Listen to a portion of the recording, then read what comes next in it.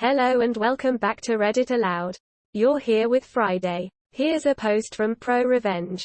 This time titled Slum Lord Won't Let the Company Out of a 5-Year Lease. I Get the Building Condemned. By Mysterious Teaching 30. Remember, if you're enjoying the content, to like this video, subscribe to the channel and ring the bell for notifications. Now I hope you're sitting comfortably. Let's begin. To start, this is about the company I work for and a trip I took because I had to wire a building for a computer network because the building owner wouldn't. Backstory. Our company was moving a remote site to a new building. As the IT guy for the company, I was asked to look at the new building and get network ports marked out. The landlord refused to put in any low voltage lines, and we got quotes, but they were thousands of dollars.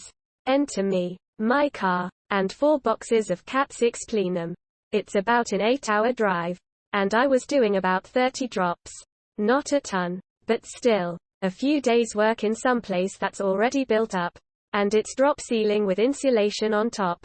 Messy, itchy work. Story.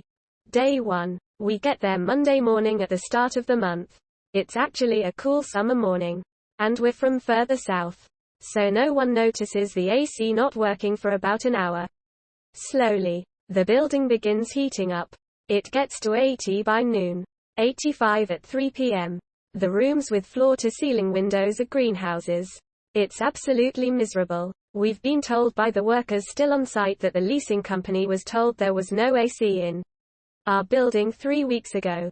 The other thing is there are still workers on site. The building isn't completed. So much for being ready for a handover day 1. Day 2. We're getting agitated. It's 80 degrees in the AM when we first walk in. It's sweltering. The other guy that came up with me is the facilities manager. He's screaming at people over the phone to fix the King AC. We're all exhausted from the heat by 3 p.m. I found a 4-foot hole in the ducting when I opened the ceiling tile. The AC was blowing, but there was no cold air. We are told the compressor is broken. Day 3. More of the same. Miserable in the morning. I'm finally getting the last lines punched in on the patch panel. The AC guys arrive about 10 a.m. They finally fix the unit at 2 p.m. We ask them what they did. They said, a lot of things. We again said, what did you do? The reply was, we can't tell the tenants. Red flag alert. We contacted our realtor. She said she would look into what was done. She sends an email later that night that says, they changed the refrigerant from R22 to R410A. I tell the facilities guy, no way dude. That's like putting gas in a diesel motor. They'd have to change out the entire system.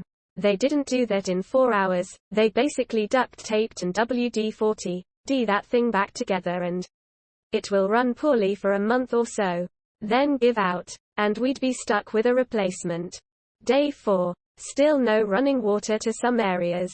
Still workers on site. The AC can't keep up with the noonday sun, and it still hits around 80 by the end of the day. AC runs continuously. We're packing up all the stuff we moved in and moving out. I notice all the fire sprinklers look like they have moved, and the metal protection around the drop tile has fallen to the floor. The sprinklers are no longer protruding from the tiles in places. In others, they are quite a bit lower than they were. Yep, the AC fools stood on the fire sprinklers to fix their lousy ductwork. We are looking for a friendly way out. We contact the landlord and say, you haven't delivered a finished building. We're moving out. The lease is broken. Landlord has a 36-page lease. Landlord won't let us out of the lease. It's 5 years. This is not starting off well. We get in contact with the corporate lawyer and the realtor. They both agree we're kind of ked. We are desperate for any way out. I start looking at the fire system. I used to run all kinds of low voltage lines.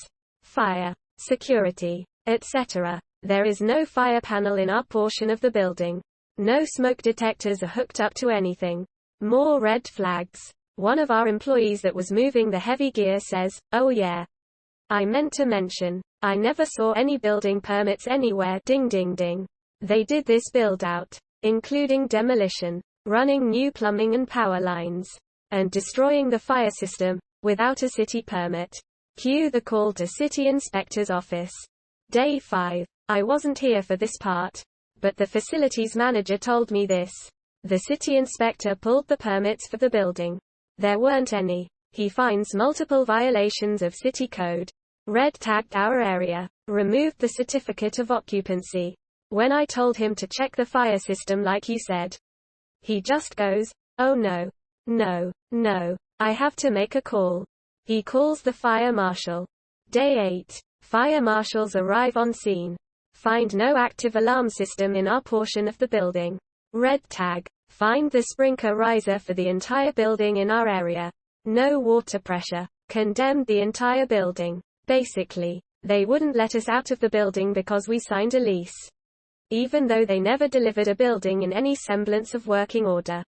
Called the building inspector. Got them smoked. Who then called the fire marshal, who condemned the entire building. They are still trying to fight us over it.